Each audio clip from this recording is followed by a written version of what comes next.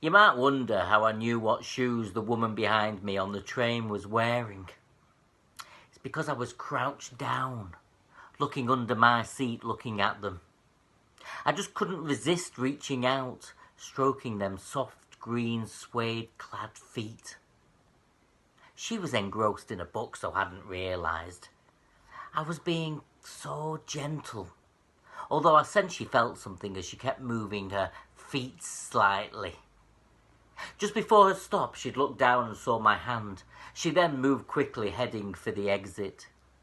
As she hurried towards the door, all flustered, I could hear dogs barking in the distance. Maybe the police were on the way. I just had to see her face, though. Just one glimpse. And as she turned to get off the train, I saw her. She had the face of Barry Manilow. It's then when I realised, even though all the cafes are all closed right now, the Dream Cafe had been reopened. I'd woke up straight away messaging Emily.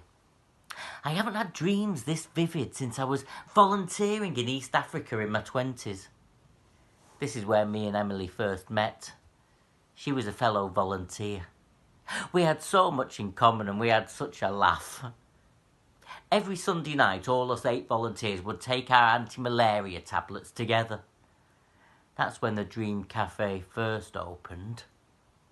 Just before we fell asleep, we laid next to each other on old army camp beds. Me and Emily would say, "I'll meet you in the Dream Cafe." Bizarrely. One of the first dreams I had was that a lion had wandered into our sleeping tent. And that had the face of Barry Manilow. Emily knew it had reopened too. It was actually on the news last night saying people were having unusually vivid dreams in lockdown.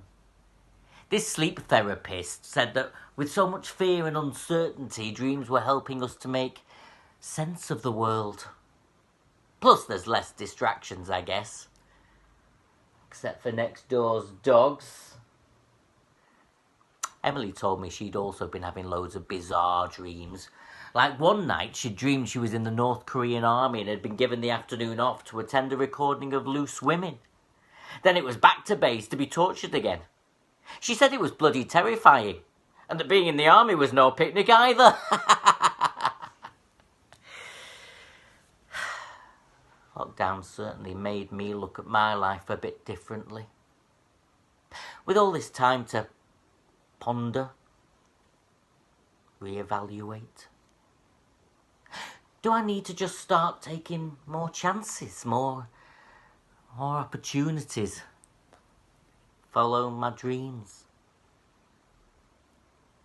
I don't regret the things I've done so far, but I often regret the things I haven't. Like that time I saw Alan Bennett on the train to Leeds but was too terrified to go to speak to him. Maybe I should have just gone and sat in front of him and stroked his shiny brown brogue-clad feet.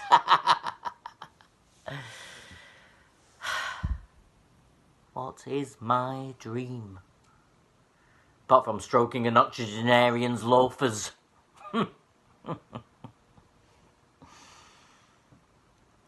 might just work it out when I meet Emily down the Dream Cafe later.